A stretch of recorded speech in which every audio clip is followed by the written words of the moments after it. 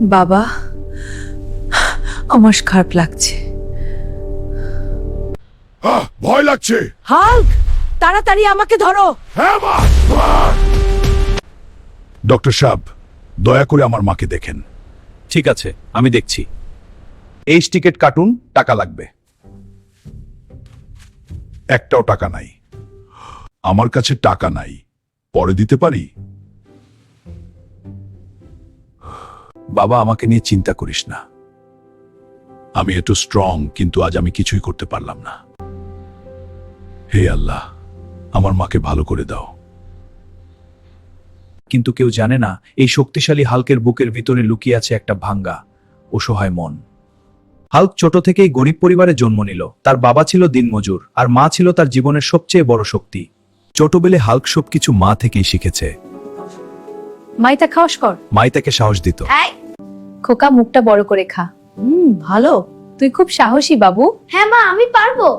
একদিন হাল্কের বাবা হঠাৎ অসুস্থ হয়ে মারা গেল। ও বাবা, হ্যাঁ, তুই আমার সব, আমরা একে অপরের সব। পড়াশোনা ছেড়ে কাজ করতে শুরু করলাম। ইট টানি, মাটি কাটি, যে কাজ পাই তাই করি। কারণ একটা মাকে ভালো রাখতে হবে। দিনগুলো কষ্ট করে কাটতে লাগলো, কিন্তু হঠাৎ একদিন হাল্কের মা খুব বেশি অসুস্থ করলো। বাবা, আমার খুব ব্যথা করতেছে। এই কথা শুনে হাল্কের বুকটা ফেটে গেল। হাল্ক মাকে কোলে নিয়ে হাসপাতালের দিকে দৌড়াতে লাগলো। এখনই ভর্তি করতে হবে, অপারেশন লাগবে। ডক্টর সাহেব, খরচ কত? প্রায় 5 লাখ টাকা। 5 লাখ? কমপক্ষে 50,000 টাকা। এই কথা শুনে হাল্কের মাথা ঘুরে গেল। তার পকেটে ছিল মাত্র 500 টাকা।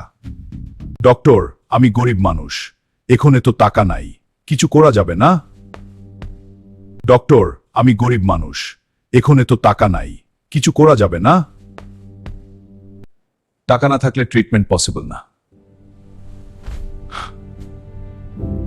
এই প্রথম হুল্ক তার নিজের শক্তি ঘৃণা করলো। সে ভাবলো, আমি এত শক্তিশালী, কিন্তু মাকে বাঁচতে পারতেছি না। ভাই, একটু হেল্প করেন, আমার মা মরতেছে। কেউ টাকালো না, কেউ হাসলো। কেউ বলল আমাদেরও নিজের প্রবলেম আছে। রাত নেমে এলো, হসপিটালের আলো জ্বলছে, কিন্তু হাল্কের জীবনে সব অন্ধকার। বাবা, কাঁদিস না, তুই ভালো মানুষ, একদিন তুই অনেক বড় হবি। এই কথা বলে মায়ের চোখ দিয়ে পানি গড়িয়ে পড়ল। আমি তোকে বাঁচাবো। আমি কথা দিচ্ছি, আমি আর গরিব থাকবো না। আমি এমন মানুষ হব যাতে আর কোনো মা টাকার অভাবে মরতে না হয়। এই গল্প শুধু হুল্কের না, এই গল্প হাজার হাজার গরিব ছেলের বাস্তবতা। ওই রাতটা হুল্ক কোনোদিন ভুলতে পারেনি। হসপিটালের করে বসে থাকা মায়ের দুর্বল চোখ কেটে গেল। পরের দিন সকালে মায়ের অবস্থা আরো খারাপ হয়ে গেল। আজ অপারেশন না করলে অবস্থা ডেঞ্জারাস হয়ে যাবে।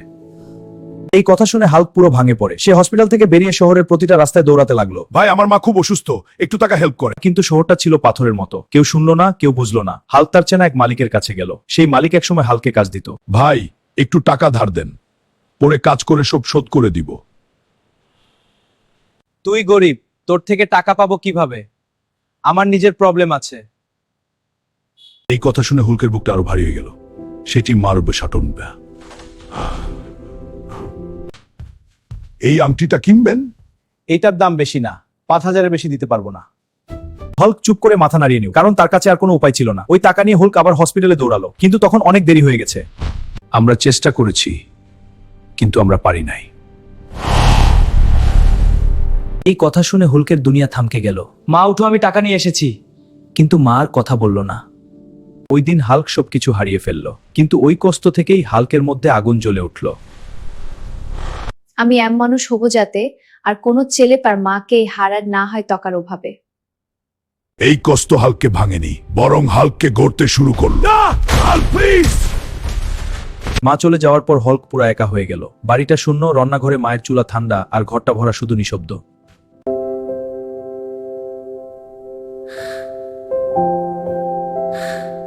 পরের দিন থেকে হুল্ক নিজেকে বদলাতে শুরু করলো। ছোট না বড় কাজ, যেখানে শ্রম লাগবে সে সেখানেই যাবে। আর গরিব থাকবো না। এত কষ্ট করে কি হবে?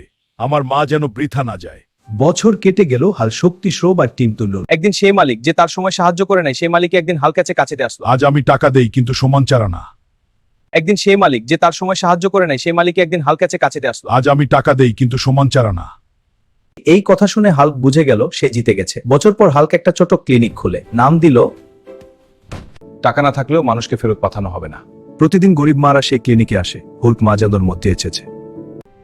মা, আজ আমি পারছি। ওই দিন হালকার শুধু শক্তিশালী মানুষ না, সে একটা বড় মনের মানুষ হয়ে গেল। ক্লিনিকটা খোলার পরও হুল্কের মন শান্তিপ্রজ্ঞ ছিল না।